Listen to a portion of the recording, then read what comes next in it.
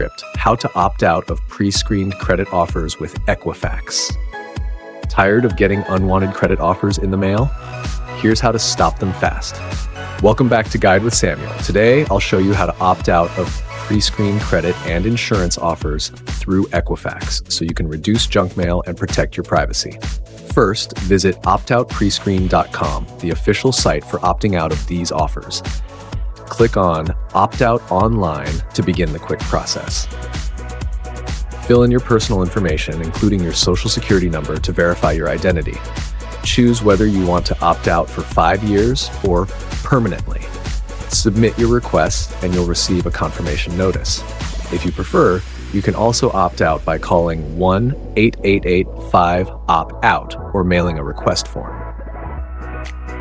Quick tip: it may take up to 3 months for your request to take full effect, so be patient.